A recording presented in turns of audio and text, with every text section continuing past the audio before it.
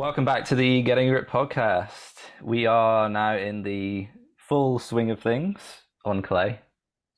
Yeah, I'll do the little thing as well. Go away. Go away. I don't want that. I don't want that.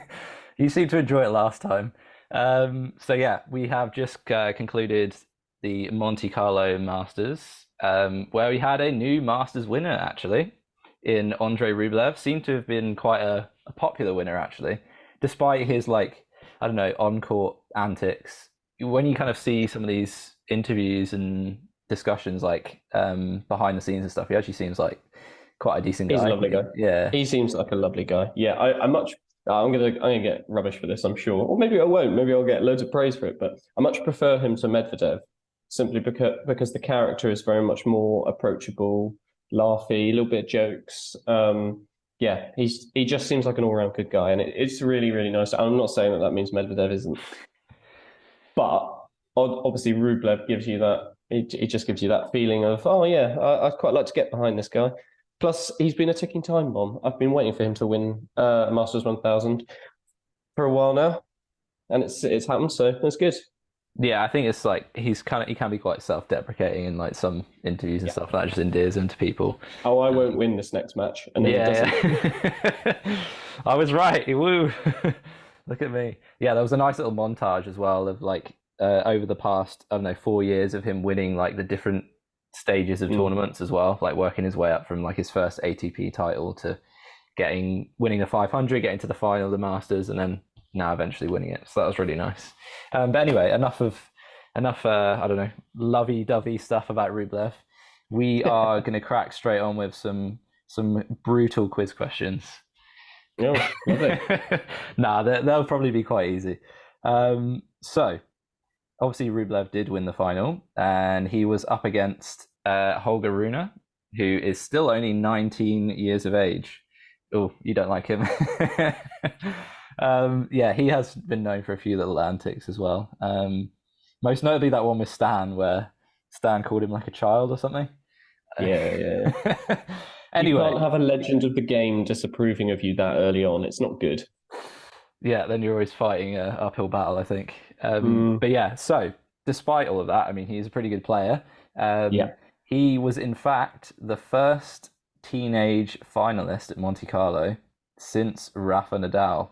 So what I want to know is, in what year did Rafa get to the final of the Monte Carlo Masters as a teenager?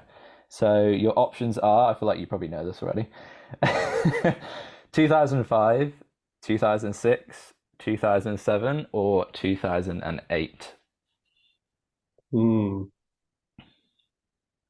Yeah, I've put the years close together just to, Did you say the first one was 2005? Yeah. You can probably work out if you know how old he is now. And this is the first time he got to the final? Wasn't the first time he got to the final. It's the last time a teenager got to the final of Monte Carlo. Over the last time a teenager got to the final. So he might have got there before. Well, I'm pretty sure 2005 was the first time. I don't know if it was the first time he got to the final, but I know that he won in 2005. So because that's the earliest, I'm going to say 2005, because didn't he go on he went on an incredible run with Monte Carlo. He sort of won it like 8 times in a row or something. Oh, that might be a question coming up. Well, 2005, your final answer? Yeah. Well, you have to get a grip. That is incorrect. It was 2006. There we go. So how old do you reckon he was at that stage? I'm not sure I even know how old he was, but that's left you stunned. Wait, hang on. Say the question again. I already clarified what the question was. Is the last time a teenager got to the final of Monte Carlo? It was Nadal. The last time. Yeah, that's what I said. Yeah, I know. Sorry, this is me having like foggy, uncaffeinated brain it's only just kicking in. Oh god. Yeah. So how old was he then? I would have thought then he'd have been 19. So, yes, you are correct. He was 19 at that time. But he did also get to the final in 2005 as well, I believe. In which case... He got to the final in 2005 until 2012, because he won it from 2005 until 2012. Yeah. He didn't get there in 04 though. He would have been crazy young. No. That way he was 17 then. Yeah. Okay, well, we sort of ruined the next question, but anyway, I'll ask it anyway. Well, I got that one wrong, so at least I'm going to get something right. So Nadal holds the record for winning Monte Carlo the most consecutive times. In fact, it's the most consecutive tournament wins of anyone anywhere in men's tennis. Really? Wow. Yeah. So how many was it? Yeah. Do you even need the options for this one? Give the options for everyone else. Okay. 5, 6, 8, or 10? 8. That is correct. And what years was that in? You seeing as you know it Between all 2005 and 2012. The last time he'd won it in that consecutive run was 2012. I'm not sure if he won it after that, but he may have. I'm not sure if he did. He did. Do you know when that was? Okay, that's good. God, I don't know. Maybe he lost in 2013 and then won it again in 14. Yeah. Or maybe his unstoppable year in 2019. He won it. This is testing me now. I'm having to look this up. He won it. He definitely won it at least another 2 times. Yeah. I think he's won it. 10 or 11 times overall. 2014, 2015, maybe 2016. Yeah, in fact, maybe more than that. Anyway, it's just ridiculous. Just ridiculous, isn't it? Yeah, so this is one of the many reasons why he's king of clay, of course, and having won the French Open, what was it, 14 times as well? Just ridiculous. So yeah, right, there we go. We're 1 from 2, okay? You got to listen to the questions carefully. Yeah. I feel like I could use this advice, to be honest. The next question is relating to men's doubles. This is a question I like to ask a lot now, seeing as these tie breaks seem to be cropping up more and more often. So, if I can pronounce this correctly, Dodig, is that how you say it? Or is it Dodig? Oh, yeah. I think it's Dodig, but I mean, I could be wrong. And Krajicek or Krajicek? I don't know which way you say that. Yeah. Anyway, they're a doubles pairing, and they ended up winning the Monte Carlo Masters in the doubles. But they had a pretty tough go of it in the final. In fact, we went to a championship tiebreaker in the final set in the final. So what I want to know is, what was the score in that tiebreak? Your options are as follows: 11-9, 13-11, 14-12, or 15-13. Again, this is an answer I know, and I'm pretty sure I heard the question right. So I'm going to say 14-12. But it was a good match. Is that your final answer? Yeah, it is my final answer. 14-12. I'll talk after I get the answer right. Oh, okay. Well, actually, we've had to have a recount of the score, so no, it was 14-12. Well done, that is correct. Carry on. Yeah, I was just going to say, I think it was an incredible match because it showed the vulnerability of doubles quite clearly, because it was sort of what was it? They bageled in the first set, and then they lost the second set 6-4 or something like that. Mm-hmm. And then going to that tiebreak at the end. This is why I think I really like those championship tiebreaks at the end of these matches, because we do this at a club level as well. Mm-hmm. When you have a tournament, for example, so that the match doesn't go on for too long. So that's one reason you have it. But what those tiebreaks also do is level the playing field, because you're bringing all those serves closer together, fewer points, and throwing the sort of fair play element of it sort of faster in a game. You do get this more even end to a match. So despite the match maybe being a domination followed by another domination or a quick scrape or something like that, you then get this nice tight finish, the part of the competition that you find most exciting, which is why it's also nice at a club level, because that gives people that feeling that they're in the fight without necessarily having to do it and push their bodies, which they're not trained for a long period of time. Yeah, well, funny that their match went like that, because we had a doubles match the other week that went quite similar. We lost the first set 6-1. And then we won the second set 6-love. And then we ended up going to a champ tiebreaker. And then I think we lost it like 10-7 or 10-8. But Yeah, it's so crazy because I feel like we didn't even play much better in the second set, but then you end up, things get compressed, like you said, in that final tiebreak, and then that's like a truer reflection of the match rather than it just being like one complete domination followed by another one.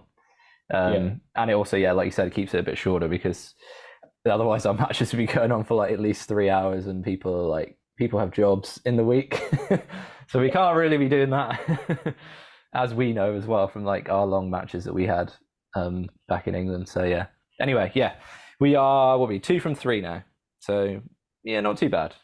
You're sort of coming down to my level now, I think. Okay, the next question, there was 2 ways I was going to ask this, but I am going to go with the second option. So in the semi-final for the men's singles, all of the semi-finalists were under 25 years old.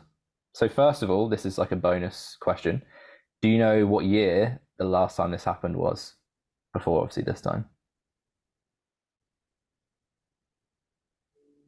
Repeat the whole thing again for me, please. So in this year's Monte Carlo men's singles, all the semi-finalists were under 25. So this is just a bonus question, first of all. Can you think of roughly when the last time that happened was? Think about the so this isn't actually the question. This is just sort of when. Oh god! Give me a quick guess, and then I can tell you. I'd say like maybe the last time that Nadal was in the final, when he was a teenager. Okay, you're reasonably close. It was 2009, so that was the last time it happened. Okay, so that's kind of the first clue for the question that's going to follow. So 3 of the semi-finalists were Nadal, Murray, and Djokovic. Of course, obviously Federer can't be the other one because he would have been over 25. I want to know who was the other semi-finalist. So your options are Stan Wawrinka, Thomas Berdych, Juan Martín del Potro, or Kei Nishikori. So remember, this is 2009. Whether that helps or not, you can kind of think about how old 2009. The 3 that are currently in that running are Nadal, Djokovic, Murray. And Murray. They're already there, yeah. You just paused just so I had to say that again. Oh, yeah. Oh, that's really tough because you've thrown up probably. So I'm going to discount Kei Nishikori because I don't think it's him. Why? This is where it probably turns out to be. But I don't think he didn't show up on the tour at that time. I think it was a bit later that he showed up in sort of terms of relevance. I think it was post 2012 he started to become really competitive. So this is where I'm going to say Stan Wawrinka's always done quite well on the clay. But Del Potro had an earlier stint. I'll tell you what, I'm going to say Del Potro based on form, my knowledge of form. It could be Berdych though, and I don't think it's Wawrinka, but I couldn't possibly say what this answer is properly, not with true knowledge. Ooh. So I'm going to say Del Potro. Well, I'm glad I put that in there because it's thrown you off. Get a grip. That is incorrect. Oh. It is actually Stan Wawrinka. Yeah. I thought you might get that one because he's obviously traditionally been a strong clay court player. But again, you might have thought 2009 was quite early. But he was already 24 at that because he peaked later as well. Yeah. But he was already 24, true. So he was the oldest of all those guys. Yeah. There we go. Fair enough. I had this niggling thought in the back of my head. Maybe it is, but... So yeah, he did start making he would make quite a few deep runs in the clay court tournaments before we then saw him, I don't know, come center stage at the Grand Slams, which was, that period from, 2013, 14 through to I don't know, what was it, 2017 or something, where he won 3 Grand Slams. So he was always on clay was his kind of preferred surface really, which you almost think, for a single-handed backhand, you think, they might struggle a little bit. But again, we have seen other players do quite well, like the likes of Team as well, which shows that it's almost a game of, like we said before, power and being able to you have to consistently be able to hit through people in order to do well on the clay. With the single-hander, it's about taking it early. Yeah, and again, being able to push people around the court a little bit. So it was Stan Wawrinka. So there we go. That one threw him off. Okay, final question. Yeah, you got me with that question because there were three of the possible sort of five. The five people, whoever was like sort of in fifth position during the reign of the big four. Yeah, I'm glad I put Del Potro in there. Actually, I wasn't sure who else to put in that might like make it difficult. It's a good choice. He's also a bit of a fave of mine, so I'm not sure how well he did on the clay though. Actually, like obviously he had a lot of success on hard courts, but on clay, I'm not sure how much success he had. Anyway, so 2 from 4. Here we go. Can we salvage a 3 for this final question? It's a very simple question about my favorite player, and it is: how many times did Roger Federer win the Monte Carlo Masters? And your options are 0, 1, 2, or 3. So I feel like this is quite a tricky question, but so how many times did Federer win the Monte Carlo Masters? Did 0, Federer 1, 2, win the Monte Carlo Masters? So I know there is some sort of statistic about him not claiming a Masters 1000 title at sort of 2 of them. So two of the tournaments, the Masters 1000s, he never won at those tournaments. Oh, and I'm thinking that you're asking this question because of that. So I'm going to say 0, which feels really against my intuition because he's a champion. But it is also the clay, not his favourite. 0. Final answer? Yeah. That is correct. Well done. Woo. You could have been on for like the lowest score ever there. Oh, yeah, no, it was close, wasn't it? Down there with me. I nearly did like you do. Hey, I don't get 2 anymore, I don't think, anyway. But that's because you make them nicer for me.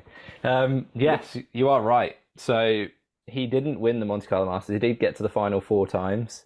Between 2006 and 2008, he got to 3 finals. And then he also got to the final in 2014. No guesses as to who he lost in pretty much all those finals. Yeah, I think it was 2 of the clay tournaments. I know for sure it was 2 of the clay masters that he never quite got to because there's quite a few clay masters. Something tells me Rome is the other one. Yeah, it is. It is. Oh, yeah. Nice. There you go. Again, clay. I mean, but he still managed to win, and well, I suppose Madrid would be better suited to him, right? Because the air's a bit thinner and it's a little bit quicker. Although it was hard court as well for a while, wasn't it? They didn't change it to clay until later, so that probably helped with that. But there you go. I mean, he still won the French though, so he's probably all right with that, isn't he? I'll take the French. keep your Monte Carlo and your Rome. That's fine. Yeah. So it shows you again. Yeah, he was. Yeah, it was the backhand that was always the limitation, wasn't it? Really. Even when he came back and he had that Neo Federer year in like 2017, 18, he still couldn't beat like Nadal on the clay, or he couldn't even really compete that well, really, even when he was taking it early, because it's just the bounce was so high. And I guess he's the kind of player that didn't want to stand too far back. Like maybe Stan was a bit more comfortable with that, and Dominic Thiem was a bit more comfortable with that because they were a bit more, I don't know, they're a bit more leg driven than Federer. Federer to me is a bit more upper body back driven with his backhand. I think you're right. Because what was it, when it comes to a lot of these clay court tournaments, the backdrop is a lot further, so there is more space to stand behind. And you can't take a one-handed backhand too high because you lose the control. Basically, human muscles don't work that way. So yeah, he was a little bit of a victim of his backhand. I think this is one of the reasons he also said that he would never teach his own children a one-handed backhand, that he would teach them a two-handed backhand, because you're more versatile with a two-handed backhand. Yeah, you've got that extra hand for support, and you can use your core rotation a little bit more than having to rely on shoulder and the back for control. So there we go. Yeah, poor old Roger. Are there any other talking points that stood out for you from the Monte Carlo Masters this week, apart from Rune being annoying? We could have said it was another week where Sinner didn't clinch the win. Should have, because he looked like he was in control against Holger, but then he lost. He seemed to get a little bit rattled, didn't he? I know Rune hit a couple of balls like at him almost, and I don't know, he was, I don't know, chatting after points and stuff, and that got under his skin a little bit. It's that sort of rubbish that Rune needs to cut out, because he's not making a good name for himself. I'm not saying it's too late for him to sort of salvage himself with fans, for example, but if you're going to become sort of a bit of a shit stirrer like that, then there's not going to be any love for you, and then you're fighting an uphill battle the whole time, as you said. And Djokovic never did that, and look how the fans treat Djokovic. So if you're doing stuff like that and you want to be one of the greatest of all time, or you want to get to these finals all the time, you need to have some level of crowd backing. Yeah, it's only going to make a rod for his own back, isn't it, if he gets into the latter stages of bigger tournaments, because then he's going to have to fight against the crowd as well as the opponent. Yeah, it's a good point. Again, it's just a bit frustrating with Sinner, isn't it? He's so close, and like everyone's like willing him to do it, but there's just this little hurdle that he needs to get over. Do you think he's going to be able to do it? Is there anything that he needs to change in his game, do you think? I don't think it's changing something in the game. I think it's changing something in his head, or at least giving himself the ability to overcome something in his head, because I think he's got one of the bigger games on the tour, especially with these youngsters that are coming through. I feel like we could say this for another couple of years and then he won't be a youngster anymore. This is what happens with some of these new players. But he does. You can't deny he has one of the bigger games. His movement is impeccable. He gets to things that you're like, wow, I don't understand how he got there, just like with Alcaraz. But I think we say Alcaraz, there's a bit more of this computing, carrying out function, it's done.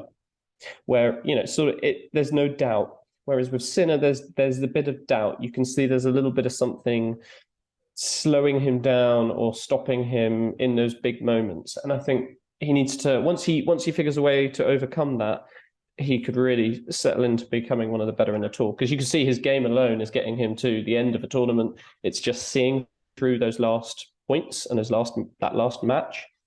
And I'm sure he'll be winning. I think it's a bit like Murray, actually. I think it's a little bit like Murray. And I hope he does it faster than Murray. Well, he at least hasn't got three absolute giants to get past. He's got maybe one, if you can call Alcaraz that. Maybe if you count Djokovic. Yeah. But I think he's got the level to more than compete. Well, we already seen it with Alcaraz. It's just that kind of little mental hurdle to get over in those bigger titles or bigger finals. He'll come right. He will come right. I'm sure of it. Yeah, I mean, the more you put yourself in those situations, the more it becomes normal, natural, I guess. So, and you feel like well, I'm sure he feels like he belongs anyway. But if there's any doubt there, the more he gets into that position, the more he'll feel like, I can do this. The other thing that's interesting about the Monte Carlo Masters is the fact that there's no women's version of the event. I've read that obviously they have a limited area in which the tournament is played, and like they've used that's kind of their reasoning, and that they can't run them side by side as a lot of Masters events would do. So they've sort of like doubled down on running the men's event more efficiently, or whatever the best way of running it is. Is it not something they could still look at hosting at another time? I know obviously that the women's game may not necessarily bring in as much sponsorship money, TV money, that sort of thing, if they ran it separately. But ultimately, if it's under the umbrella of the Monte Carlo Masters and all these other Masters events are able to run them both, whether it's in the same week or different weeks, does it really matter? Yeah. If it's a week after, that's perfectly capable. I'm not sure how the tour would need to adapt for the WTA in order to enable that. But no, I think you're right. I think it's important because tournaments like that, and I know the reason is space, the reason is justified, and it's a capacity element. But some fans won't see it that way. Some fans will see it as, oh, well, they've clearly chosen, the men over the women, for example. So I think you need to find a way of band-aiding a little bit that scenario, maybe put it on a week after. Again, I'm not sure what's on this week in terms of WTA. But like I say, that sort of thing, regardless of a good reason, it might not necessarily be portrayed that way for some people.